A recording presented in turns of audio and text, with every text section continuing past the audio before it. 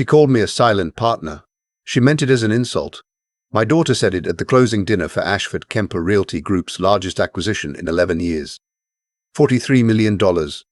2 commercial towers in downtown Charlotte. She stood at the head of the table in a room full of investors, attorneys, and the 3 men who'd been circling our firm for the better part of a decade, waiting for a moment of weakness. She raised a glass, smiled the way she learned to smile at deal signings, and said, "I'd like to thank everyone who made this possible." Then she looked directly at me, especially my silent partner, who's finally decided to step back and let this company breathe.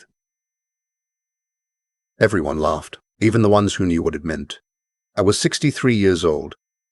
I had built Ashford Property Holdings from a 2-room office on East Trade Street, with a used fax machine and a stack of index cards. I'd spent 31 years turning it into the foundation that my daughter's firm was now standing on. And she had just told a table full of people that I was in the way. I picked up my water glass and took a slow sip. Then I smiled. My son-in-law, seated 2 chairs to my left, caught my eye. He'd seen that look before. He gave me a small nod, almost imperceptible, then looked down at his plate. The dinner ended without incident. The drive home was 40 minutes through a city I'd watched change from the outside in. Charlotte had grown the way I had grown, not gracefully, not without cost, but with a kind of stubborn permanence that didn't ask permission. I'd been a part of that. I wasn't ready to pretend otherwise. My wife was already asleep when I got home. I stood in the kitchen for a while with the lights off, listening to the refrigerator hum. At some point, I stopped trying to untangle what I was feeling and went to my desk. The bottom drawer had a combination lock. My wife knew about it. My daughter didn't. Inside was a folder I'd been updating for 4 years. I called it the contingency, which was a word I'd always preferred over protection or revenge. It sounded more like engineering and less like emotion. I'd built Ashford Property Holdings as the parent company. When my son-in-law, Owen, first brought my daughter into the business side 12 years ago, I'd welcomed it. She had a gift I genuinely didn't have. She could read a room, charm a banker, make skeptical investors feel seen and understood. I was better in the quiet spaces, due diligence, long contracts, the language of risk buried in paragraph 14 of a 40-page agreement. I had never expected her to push me out. Or maybe I had, in some part of myself that I kept separate from my father heart, because 4 years ago when I noticed that my name had started disappearing from correspondence, when client calls began routing through her, instead of me, when she hired a new executive director of operations without telling me until after the papers were signed. I opened that folder and started preparing. I didn't do it out of anger. I did it because I'd spent a lifetime understanding what leverage actually is. That night, I sat at my desk and opened the folder again, just to make sure.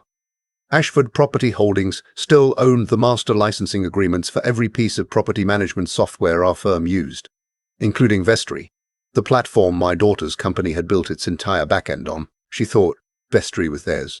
It wasn't. It was mine. I'd acquired the licensing rights 4 years ago when the original developer, a small tech firm out of Raleigh, was close to bankruptcy. I'd bought those rights quietly, legally, through a subsidiary holding company called HKP Consulting, LLC. The board had signed off on it as a standard IP protection move. My daughter had been at a conference in Phoenix. She hadn't asked questions when I briefed her afterward. She rarely asked questions about the structural pieces. She liked the shine. I worked in the structure. The next morning started early. I was at the office by 7, which was habit more than strategy. The building felt different before the staff arrived. Quieter in a way that let me think.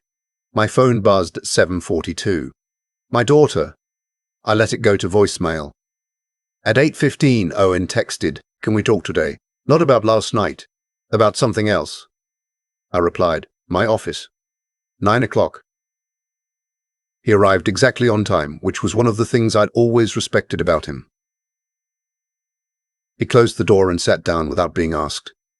"She's planning to formalize a restructure," he said. "As of Monday, your role goes from senior partner to advisory consultant, non-voting." I looked at him for a moment. Did she tell you to tell me this? No, he said. She told me not to. I nodded once. How long have you known? 3 weeks. I kept waiting for her to talk to you herself. He looks tired in the way that comes from carrying something too long. She's not trying to hurt you. She thinks this is what a clean transition looks like. A clean transition, I repeated. Her words. Owen. I leaned back in my chair. Have you ever looked at who actually holds the vestry license? He paused. Ashford Holdings. Which I own 62% of, I said. Not her company. Mine. The silence that followed was the kind that changes a room, he said slowly. She doesn't know that. No, I said. She didn't read the ownership addendum when it was filed. I kept my voice even. She was in Phoenix. Owen stared at the desk for a long moment. How many other agreements run through Holdings rather than the firm? Enough, I said. Not to hurt her, to protect myself from exactly this kind of mourning. He exhaled through his nose. She's going to call this an ambush. She's the one who sent me the papers, son. He looked up at me quickly. I'd called him son before, but not like that. Not like I meant it precisely. What are you going to do? He asked. I'm going to go get coffee, I said, and let the morning do what mornings do. The first client call came at 9:47. It was from a man named Vincent Pruitt, who ran a commercial real estate investment group out of Atlanta. He'd been with us for 11 years. He called my personal cell, not the main line. I got an email from your daughter this morning, he said. She says she's my new primary contact going forward, that your role is changing. She's right that there are some changes, I said carefully, though I'd say the changes are still taking shape. He was quiet for a moment. Vince Pruitt doesn't follow all charts, he said. I signed with you. You know that. I know, I said, and the agreements we have are structured accordingly. Is HKP still managing the licensing side? Yes, I said. That hasn't changed. Another pause. Then I'm not worried, he said. But call me before end of day. I want to hear it straight. You'll hear from me, I said. By noon, I had received 4 similar calls, each one a variation on the same theme. They had noticed the email. They were asking about continuity. They weren't panicking, but they were watching. I answered each one calmly, factually, without a single word of complaint about my daughter. That part mattered to me. Whatever she had decided to do, I wasn't going to talk about her that way. Not to clients, not to anyone. At 12:30, my daughter arrived at the office. I saw her through the glass wall of my office, moving through the open floor with that particular energy she had, confident, directed, always slightly ahead of herself. She knocked once on my door and came in without waiting for an answer. Why are clients calling you? She said. Because they have questions. I said. About what? About who holds their agreements. She stopped. Something shifted in her expression. What does that mean? It means, I said, that you may want to look at the contract headers on a few of your largest accounts before this day gets much further along. She sat down across from me, which surprised me. I'd expected her to stay standing. What did you do? She asked. I protected myself, I said. 4 years ago, with board approval, with full legal documentation, with your signature on the minutes of the meeting where it was discussed. Her jaw tightened. I didn't know the scope of what I was signing. No, I said. You trusted that I was handling it correctly, which I was. She looked at the desk between us for a long moment. She had her mother's eyes. I thought about that sometimes when she was angry, how she looked like the woman I'd married, but with all the softness replaced by something sharper and more defended. You're going to use this against me, she said. I'm not going to use anything against anyone, I said. I'm going to handle my business, same as I always have. That's not what this looks like. No, I agreed. I imagine it doesn't. She stood then, slowly, and pressed both hands flat on the desk. You built this company for me. I built this company for me. I built this company for both of us, I said. For our family. And then you told a table full of people that I was in the way. The words sat there between us. She didn't answer. I would like you to leave my office, I said quietly. I have calls to return. She left without another word. I watched her through the glass as she walked back toward her wing. After a moment, Owen appeared in the hallway, said something to her. She shook her head and kept walking. I turned back to my desk and started making calls.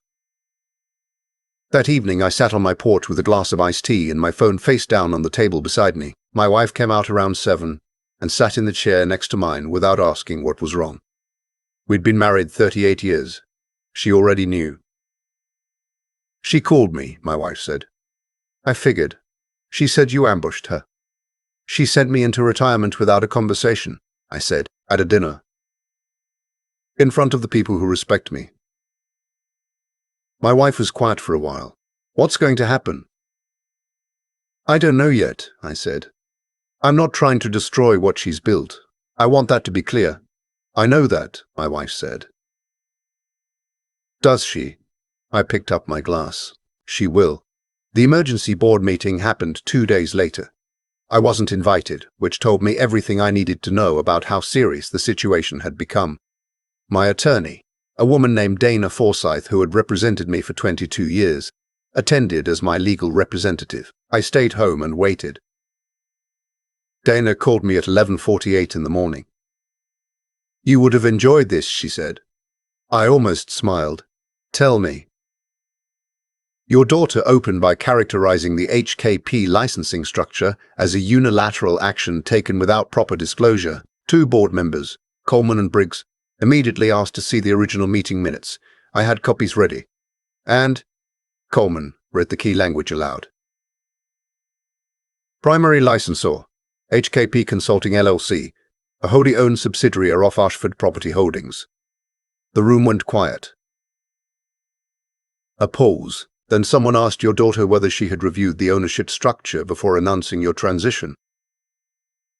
What did she say? She said she had relied on existing executive summaries. I exhaled slowly. The polished version. Yes. Dana's voice was careful. The board's concern isn't legal. The structure is clean. Their concern is operational. 3 major clients have now formally requested that their agreements be reviewed for continuity. One of them, Vincent Pruitt, specifically asked whether the licensing agreements would remain active if you were no longer involved. What did the board say to that? They authorized an offer, Dana said. They want HKP and Ashford Holdings to enter a formal 5-year strategic agreement with the firm, guaranteed minimums, performance terms, and a 3% revenue share. I was quiet for a moment. They're asking me to stay. They're asking your company to stay. They're asking your company to stay. They're asking your company to stay. Dane corrected gently. There's a difference. Yes, I said. There is. The next morning, I drove downtown not to the firm's main office, but to a smaller building on South Tryon Street, where I'd rented a single conference room for the day. Owen was already there when I arrived. He'd brought coffee and a yellow legal pad. I'd brought 31 years of knowing what needed to happen next. She wants to meet you, he said. Neutral ground. When? Today. If you're willing. I thought about it. 2 o'clock, I said. Tell her to come here. She arrived at 1:58, which told me she was nervous. My daughter was never early unless something had unsettled her. She wore a grey blazer and her hair down, which she almost never did for business. She looked younger, somehow, more like herself before all of this. She sat down across from me without greeting. Owen stayed near the door. I'm not going to apologize for wanting to lead my own company, she said. I never asked you to lead someone else's company, I replied. She looked at me for a moment. You weren't letting go. You never told me you needed me to. Her jaw tightened, then released. Dad. The word came out differently than she'd intended. Softer. I've been in your shadow for 12 years. I had expected many things from this conversation. That word, shadow, I had not expected. You ran a $60 million acquisition in March without asking me a single question, I said. That's not a shadow. That's capability. The client still called you, she said. The pawn still diverted to you. At every dinner, every closing, every industry event. You were the name people recognized. I was your daughter. I looked at her for a long time. 31 years ago, she had been 7 years old, sitting on the floor of my first office drawing on the back of listing sheets while I made cold calls. I thought about that now. I never wanted you to feel invisible, I said. I know you didn't intend it, she said, but that's not the same as it not happening. There was a long quiet. Outside, Charlotte moved on indifferently. Traffic. A siren somewhere. A helicopter crossing over toward Uptown. You should have talked to me, I said. I know, she admitted. I thought a clean break would be cleaner. It wasn't. No, she said. It really wasn't. Owen shifted his weight near the door. I glanced at him, then back at her. I'm not coming back to the firm, I said, not as a disassistant, not as advisory, not under a title that means less than the work I've done. She nodded slowly.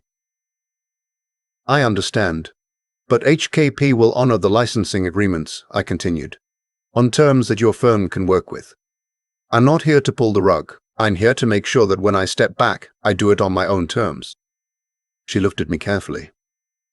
And if the board presses the 5-year agreement? Then we negotiated properly, I said, as 2 separate entities. Business to business. That's, she stopped. Started, she stopped. Started again. That's going to take some adjustment. Most honest things do, I said. She was quiet again, and in that quiet I could see her working through it the way she always had. Methodical, private, not letting you see the process until she'd reached a conclusion. She got that from me too, though she wouldn't have said so. I need you to know, she said finally, that the dinner, the way I said it, I didn't plan for it to come out the way it did. But you planned what it meant, I said. She looked down at the table. Yes, that honesty cost her something. I could tell. Okay, I said. She looked up. Okay, I repeated. We move forward. Separately, professionally, with terms in writing. And us? She asked. I thought about my wife sitting on the porch, about 38 years of building something together. About how the things you build with your hands and the things you build with your heart aren't always the same structure. Us is separate from business, I said. Always was. Always will be. Her eyes were glassy for just a moment. She controlled it quickly. Sunday dinner, she said. Mom still expects us. Then we'll be there, I said. She stood and extended her hand, formal and a little uncertain. I looked at it for a moment, then stood and held it. For a moment, then stood and held it. For business, she said. And because you're my daughter, I said. She left first. Owen lingered by the door. You all right? He asked. Getting there, I said. He nodded and followed her out. I sat back down at the conference table and opened my laptop. HKP Consulting LLC, a company that had started as a contingency and was now becoming something else entirely. Over the next 2 weeks, the terms were negotiated, documented, and signed. Dana handled the language. Vincent Pruitt and 2 other senior clients formally reaffirmed their agreements. The board issued a statement acknowledging the licensing partnership as foundational to the firm's long-term continuity. My daughter's name was on the press release. So was mine. Different titles. Same family. I didn't return to the main office after that. I set up a proper workspace in a suite on South Tryon. 4 employees, clean systems, quiet building, no mahogany table, no recess lighting, just work, which was all I'd ever really needed.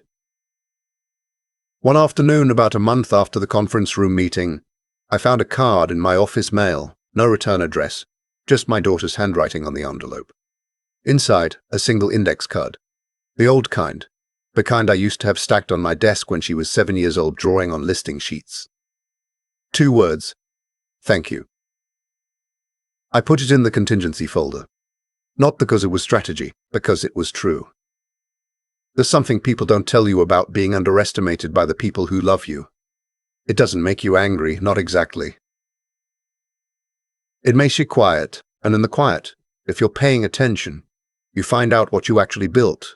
Not the company, not the contracts, but the version of yourself that was there before anyone needed anything from you. She thought stepping back meant disappearing. What she found out was that I had never needed the spotlight to be present. I was 63 years old and just getting started, and every client call, every signature, every early morning in that small South Tryon office told me the same thing. You don't need your name on the door if your work is already in the walls. If this story found you at a moment when you've been told you're past your usefulness, I want to hear from you. Where are you watching from? What did you build that someone else tried to take credit for? Leave it in the comments. We read every one. The index card is still in the folder. 2 words in my daughter's handwriting. I've looked at it maybe a dozen times since she slipped it into the mail, and each time I think about what it actually cost her to write it, not the words themselves, but the admission underneath them that she had been wrong, that I had been right. That those 2 things could exist at the same time without either of us being destroyed by them. I didn't plan any of this as a lesson. I want to be clear about that. When I built HKP, when I structured those licensing agreements, when I kept that folder locked in the bottom drawer, none of it was designed to teach anyone anything. It was designed to keep me from disappearing. There's a difference. One is a sermon, the other is survival. But looking back now, I can see the shape of what happened, the way causes and effects lined up like dominoes that took 31 years to fall. My daughter learned from me how to work. She learned how to read a contract, how to close a deal, how to hold a room. What she didn't learn, what I maybe didn't teach well enough, was that the people who build things quietly are not the same as people who don't matter. Silence is not the same as absence. And that confusion, I think, is what started all of this. She saw my stillness and read it as an obstacle. That was her mistake. But I stayed too long without drawing a line. That was mine. What I kept coming back to, in those early mornings on South Tryon Street with bad coffee and a legal pad, was something I'd believed since I was young and poor and making cold calls from a 2-room office, that integrity isn't what you do when people are watching. It's what you do when you've already been dismissed, when the room has moved on, when your name is being quietly removed from the letterhead. I could have fought dirty. The structure gave me leverage I never fully used. I could have walked away completely and let the firm feel every consequence of what she'd done. I chose not to, not because I was passive, because I had spent 63 years understanding that how you leave a room matters as much as how you enter it. That's the thing nobody tells you about being underestimated. It clarifies you. It burns off everything that was performance and leaves only what was real. Owen once asked me, standing in that conference room doorway, whether I was all right. I told him I was getting there, and I meant it, not because the situation resolved itself neatly, but because I had been honest with myself about what I wanted. Not the title, not the recognition, just the right to not be erased. Perseverance, I've learned, is not dramatic.